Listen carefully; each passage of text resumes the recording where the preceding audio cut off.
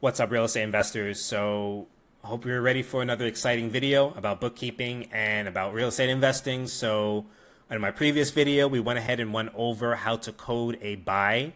So, a property that we are purchasing with the intention of doing a flip. And in this video, I'm going to show you how to finally resolve that and how to code a sell. So we've finished the rehab. We are ready to go. We're at closing, and now we need to do the disposition of the flip property, the flip inventory. So I'm going to show you how to get that off the books and for you to be able to realize and see your gross profit and how much you've made from that flip, and to ensure that everything matches and coincides and reconciles for your taxes. Okay? So we're going to go into QuickBooks. We're going to use multiple tabs because we're going to be referencing our previous balance sheets to ensure that everything is matched and ready to go. And we're going to be using that balance sheet to make our journal entry to remove all of the flip inventory since we don't have it anymore. And it's going to be super simple. So stick tight and let's get started. So I like to open up 3 tabs on QuickBooks. So I want to have my balance sheet. So I have the balance sheet as of today, the closing day, and I want to make sure that it's filtered by customer. So the best way to do your chart of accounts and to do your bookkeeping for a real estate investor, you want to use generic accounts and then use customers or classes to be able to get filterable reports to see each individual property. So the way I do things in my firm, I use the project feature for my firm for my flips, and projects are considered as sub-customers. So I don't really use classes often. I don't use it too much because I feel like it's just duplicating effort. And I do everything through the customer feature, and it's able to generate great reports. So you will go to a balance sheet. So you go to reports, go to standard reports. Then you're going to go to balance sheet, which should already be in your favorites by default.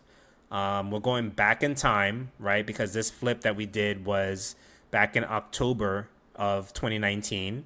That's when we when we did the acquisition. So we're going to jumpstart, and now we're at selling time. So our selling date for this example is going to be January 10th, 2020. Okay.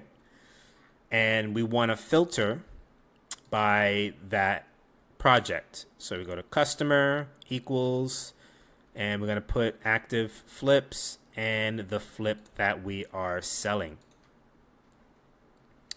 All right. So that comes up there. Right. So that's that. So we're going to keep this here on this screen. We're going to keep it here. Right. And we're going to jump over to another tab. So here, this is going to be our bank fee. This is going to be where we're receiving the money for closing. So we're going to duplicate it, and we're going to do a journal entry. So now we're going to create the journal entry, and we're also going to pull up our HUD.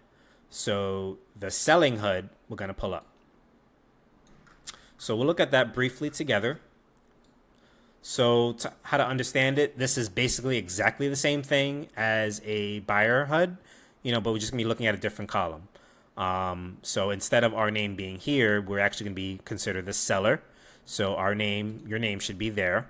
Property address, the one in question, the one that's being transacted, and the settlement date. Settlement date should always match your journal entry date. So let's make sure we put that there. Okay. And our journal entry number should really just be the property and sale. Perfect. So that's how you read the top part. So since we're the seller, we're looking at the right side. So we're only worrying about this side for this journal entry. So we have the contract sales price is the amount that we sold the property for. So it came up to $350,000. So this is going to be an income account for your flip sales. So this will be sales income gain. And it's always going to be a credit. So on the seller side of a HUD, It's going to be the reverse of a buyer side. On the buyer side, the top was debits, bottom was credits. On the seller side, top is credits, bottom is debits. Okay, so we are crediting this by $350,000, and this was the selling price. And of course, you always want to make sure you tag the property or the project, and you want to make sure that you're using the business feature. So if you have multiple entities within your QuickBooks, you want to make sure you're putting this to the entity that's transacting it. In our case, we use a parent company for all of our flips, and we do multiple entities. So we want to make sure we're putting it to the right entity. So we're going to send that to Real Estate Investing LLC. Okay. Every transaction must have a business in order to have accurate filterable reports. All right. Next line. So excess deposit. So this was a earnest money deposit that we received for the intention of someone purchasing this flip from us, right? So we received $10,000. So this should have been listed as a liability because this is money that we have received but may have to give back in the event that the deal falls through. And again, it always depends on each individual state laws, how they handle earnest money deposits, or if it's a due diligence deposit. So you want to make sure you keep that in mind. But whenever on your selling side, earnest money deposit should be a liability, and on the buyer side, earnest money deposit should be an asset.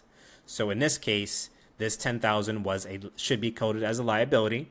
So this should have already been received maybe a month prior, or a couple of weeks.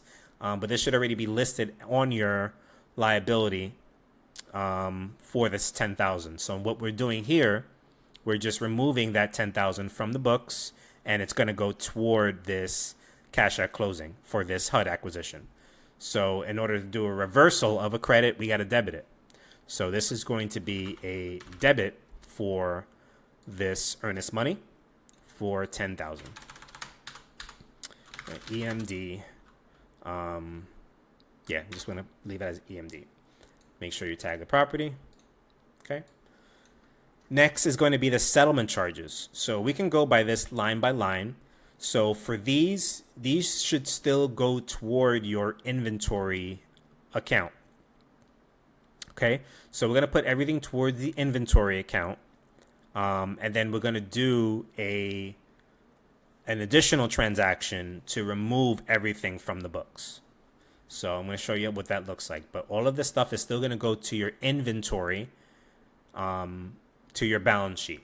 So these are selling charges. So this is our selling HUD. These are going to be considered selling charges, and that's going to go to the work in progress. So this came up to $7,254.58. So I like to itemize things based on what these items are, and some of these are different. So settlement charges similar to how it is on the buyer side. These charges go by whatever's on page 2. So we're going to go through that now, and everything on page 2 should equal this amount here. Okay. So let's scroll down. All right. So this looks like there's 2 commissions. So one of them is likely the listing agent. The other one is the selling agent. So that one is for $228. So we're going to put for selling. Remember, these are selling costs. Okay. And we're going to put 228. You can't see that. There we go. 228. This is going to be commission of listing agent. Okay. Make sure you put the property. That's good. All right. Next is going to be this one. This says commissions selling agent. And this amount is for $64.72. Same account.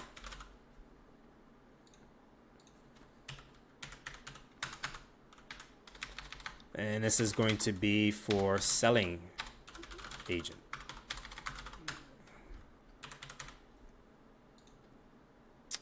Okay. Scroll down. Next is going to be this is a settlement closing fee. This could just be like a document. Could be a accumulation of different things. It could be document fees plus title fees or whatever. So we're just going to put it as just a selling cost. 500 on the HUD. Okay, so it's $500. We'll put title, settlement charges. Okay. Next is going to be $54.58. This seems to be prorated interest that was due for that loan that we're paying off. So we had a loan, private money loan that we have to pay off, and this is the prorated interest for this month, basically. So since we're not finishing out the month, this is prorated interest that we owe. So this came up to $54.58. So this is not going to be considered selling charges because this is related to the loan and its interest. So this is going to need to go to loan finance charges. So all of those capitalized costs for the loan will go there.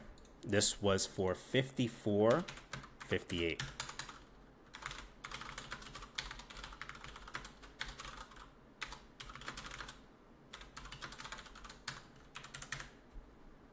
Okay. All right, all of that is done. Now we're going to scroll back up, and we've completed this. We can go ahead and check our work.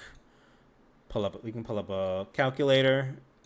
We can add up these charges that we just put in: 228, 6472, 500, 54.58, 72, 54, 58. Just want to make sure you guys can see that. Okay, so that matches there. Perfect. Next is going to be the payoff for the private money loan. So that we had this private money loan that we purchased for the property. We got it for $250,000. We had a rehab escrow for $80,000, and we drew on that. That's been totally paid off, and now that should be at zero on our balance sheet. All of that money's been taken care of, and now we need to satisfy and relieve this loan. So this loan is sitting on our books for $245,500. It's not the $250,000 because between all of the months that we've had the property and the loan for, we've been making payments. So there's already been some principal pay down to this loan. So this is now the outstanding principal balance. It's $245,500. So in order to remove that loan from the books, we have to debit this amount, and then that's going to take this off the books. So we're going to go to the loan that we've established before, and we're going to put in $245,500. Payoff PML.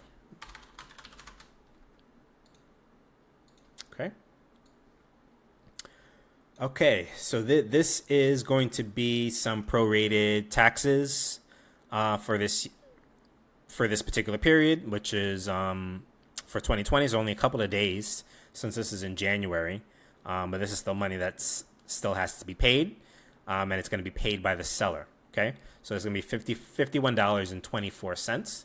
This is going to be considered taxes. That's what it is. So this is still going to go to the holding costs on the work in progress.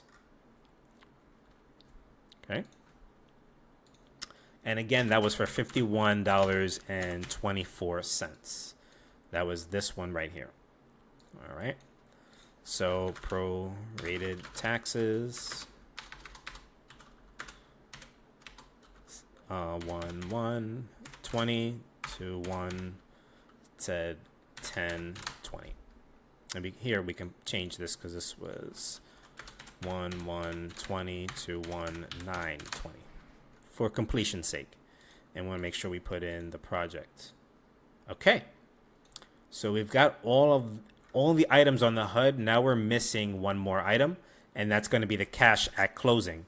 So since the amount for the sale of the property, $350,000, that exceeded the amount of all of the payments that we had to make, which ended up being $262,000, there is a overage, which is going to be cash due to the seller at closing for $87,194.18. So we know that this is coming into the account. So to complete the journal entry, we know we have to have some cash at closing. So we're going to put in this amount and we're debiting it, because in order to increase a asset account, you have to debit it. So to increase checking, we're debiting it. Okay. So we're going to go to our operating account, and boom, it already pre-filled it because that was the last entry. So it matches perfectly. 87, 194, 18, 87, 194, 18. Okay. And this is going to be cash at closing. All right. So that is basically it. And always want to make sure you keep all your documentation tidy, especially for these very specific items, such as these HUD acquisitions and dispositions. You want to go ahead and attach your HUD statement to this so you can reference it whenever you need to. In the event for an audit, they'll be able to see all of your paper trail. And that's that.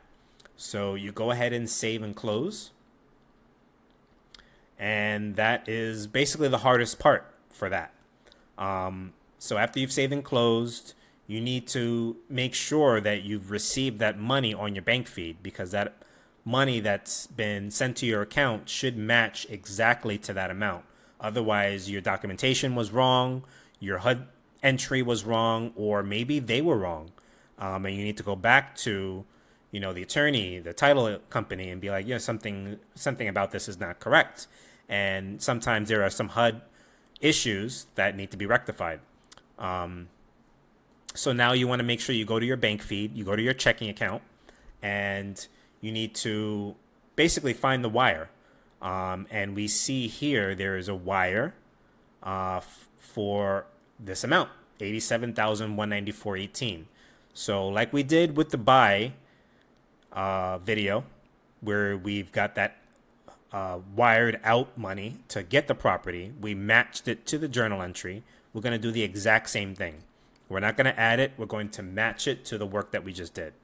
So you go to that transaction and you want to click on the match button, and you'll see the amount here, and you're going to be able to see the journal entry.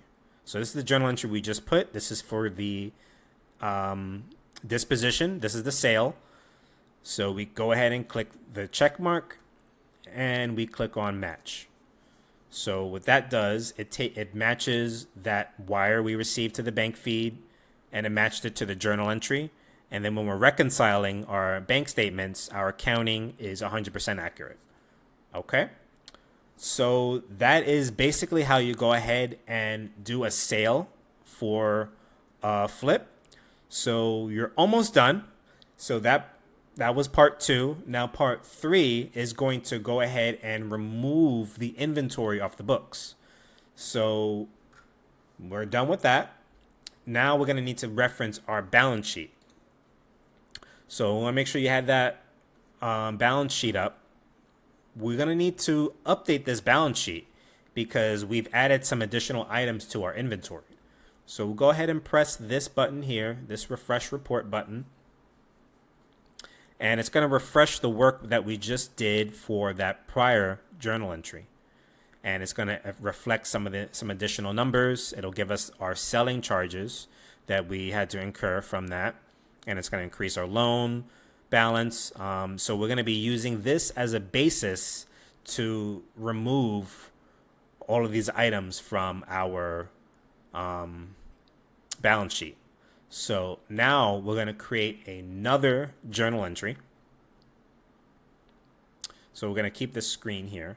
So we're going to go to this one and create a journal entry.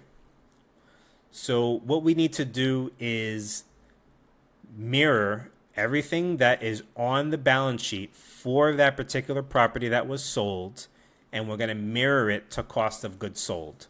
And that's going to be expensing your work in progress to cost of goods sold.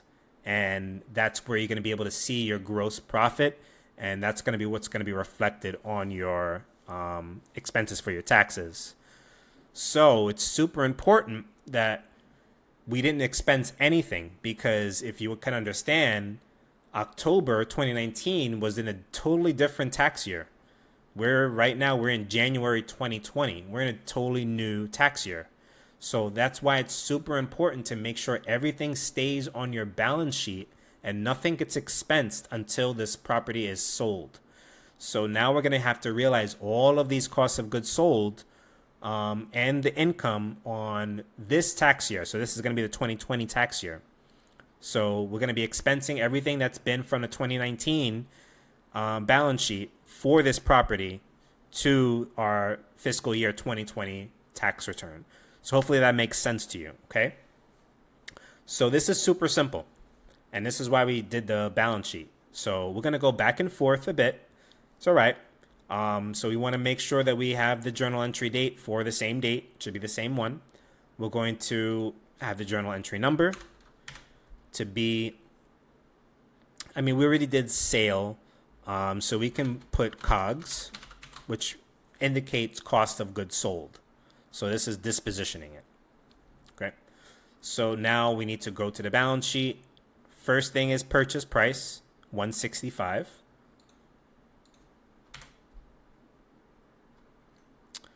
So in order to remove a asset, we have to credit it. So we're crediting it $165. Make sure you put the property, make sure you put the business. We're going to do basically expensing it. So cost of goods sold for the purchase price. Okay. And that automatically goes, it's $165. Needs to be the same amount. And to increase an expense account, you have to debit it. Okay. That's done. Next is buying costs. Buying closing costs. So this is $290, $29, $21, $42.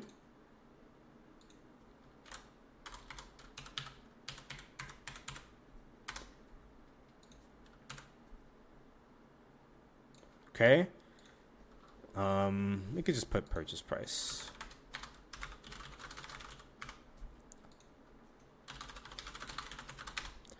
Right. And we're going to do the same thing, but on the cost of goods sold account for buying costs.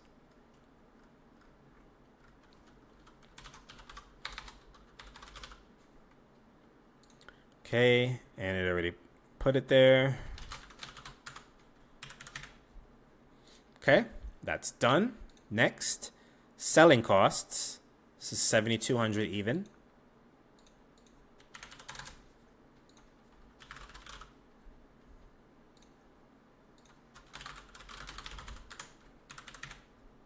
Okay, and then the selling costs, cost of goods sold. Okay. All right. Next is going to be loan interest costs. $14,407.44.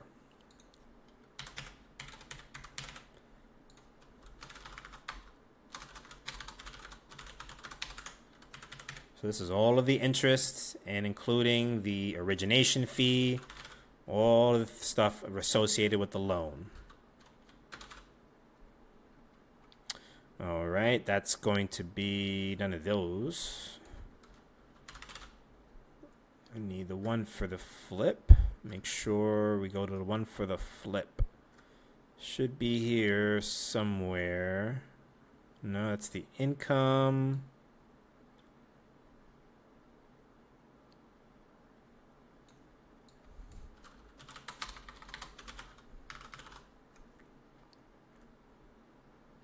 There it is. This is it. So loan interest charges. I was looking at finance charges, and that's not the way I coded that account. Okay, so we're going to go there. That's good. Now we're going to do the cost of goods sold version. And you don't want to put this to interest expense. You want to put this to the cost of goods sold for this account. It's not the same. So we want to make sure you want to keep your reports tidy, and you want to use the correct accounts. Okay, so this is going to be cost of goods sold, COGS, 357. All right, done with that. Now holding costs. So this is a parent account. Do not, on your journal entry, put holding costs and the amount. You want to put, if you've itemized it, which you should, if you want to get accurate, clean, and analyzable reviewable reporting, then you want to break it out. But since we've already broken it out, we have to break it out on our journal entry. Otherwise, you're going to have distorted reports. This amount will still remain there. It's going to be weird.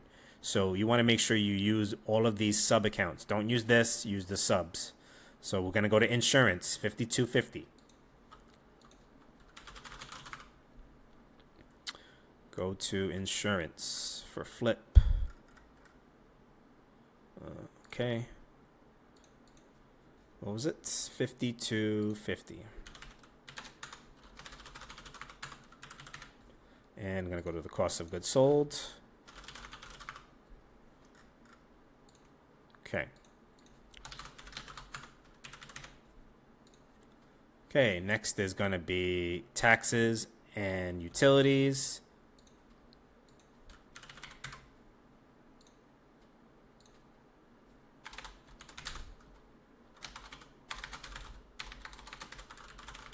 I think this was utilities. No, it wasn't. This is taxes.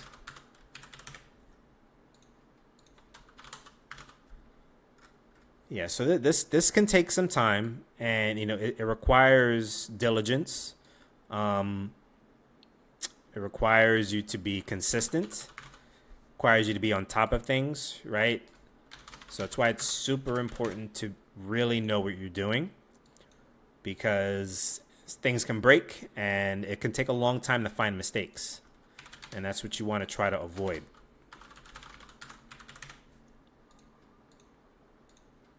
This one was utilities. Yeah, so just go ahead and follow along. All right, and this is going to be the cost of goods sold to utilities.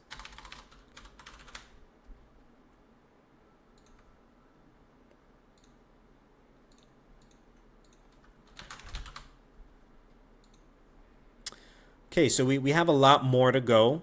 So we're going to go, I'm going to do these and I'm going to be right back. But what essentially we're going to be doing, I'm going to do the exact same thing we did here. I'm going to take each of these line items, zero them out, credit the inventory, debit the cost of goods sold. I'm going to go down this list and I'll be right back, and I'll join you back in one moment. All right, so we're back, and I went ahead and put all of the lines line by line for all of the rehabs. So that's all set and done, and that should be it. All right, so one thing you can do will be to take the balance sheet, and you can export the balance sheet for the filterable balance sheet to a PDF or to an Excel, and you would attach that to your journal entry, and that'll pretty much show where your numbers came from. So that could be a good way of using documentation. That could be one thing, but that's basically it. And you're gonna go ahead and put save and close. That saves the transaction. Now we want to go and take a look at what our report looks like now. Okay, so now we're going to take a look, and now we can see that all of the inventory has been zeroed out, right? So this is our filtered report for this flip property, 357 Green Hill, and this shows that our inventory is all zeroed out. Everything's zero. So the original escrow is zero for when we purchase the property, and the escrow for when we are selling the property has been zero. So that, and we also see the private money loan is also zero. So everything is zeroed out totally. That's all set, and that's exactly what we want. Now we're going to take a look real quick at our profit and loss statement for that same property. And we're going to be able to see the expenses and the income for that property. So this sold on January 10th, 2020. So we're going to look at that. And this shows you and we're going to go ahead and filter it. We want to make sure we're filtering it by that project, so we're not getting anything else that we might not expect. All right, so that's filtered by the project, and now we're able to see we've got $350,000 in income. These are all of our expenses, or cost of goods sold. It has it in all the categories that we had it for. And it gives us our gross profit. So gross profit is our income minus our direct expenses, which is the cost of goods sold, to get that amount. So we're able to get filterable reports based on each flip property, as long as QuickBooks Online is set up correctly. And the beauty of QuickBooks Online Plus is that it allows you to see the projects portal. So I have this little tool here, but you might not have that. So definitely recommend you getting Right Tool if you don't have it already. But if you want to just go through QuickBooks, you could just go to Project, tap in the bar here, Projects, and we'll be able to see how we did on that flip. So this is 357 Green Hill Road. This is our flip. We're all set and done. We've made all the expenses and transactions, and we've disposed. And we're able to see how much income, how much expenses, and our profit margin, 33.4%, which is not bad. It's pretty good. So 33.4% profit margin. All right. So this is the beauty of QuickBooks Online. I hope you learned something today, and you're able to apply this to your business. It is a pretty time-consuming part of the business, but this makes sure that everything is able to stay intact, because you're able to use your bookkeeping records not only just for taxes, which is very important. All of your taxes and your returns you'll have all the reports that you need for your CPA and your tax pro, as long as you follow this cadence. But this also allows you to make excellent and informed business decisions on your next flips. So you're able to go back and see how you did for each flip, and you're able to see how much you spent on each item on here. And you'll be able to take this information to your next flip and try to do your budgeting from there. So this is a huge part of real estate investing that really should be taken seriously. So I hope you learned something today. If you have any questions about any of this stuff, please leave it in the comments. If you have a lot of concerns about bookkeeping and you feel like you don't have a lot of time, I do have a bookkeeping firm, a virtual firm where we specialize in QuickBooks Online for real estate investors. So I'll go ahead and leave my information in the description of the video. And if you have any other further questions, please leave a comment. I'm always reading the comments. If you have any other videos and topics you'd like me to cover, please let me know. I'll be happy to help you out. Thank you so much, and see you in the next video.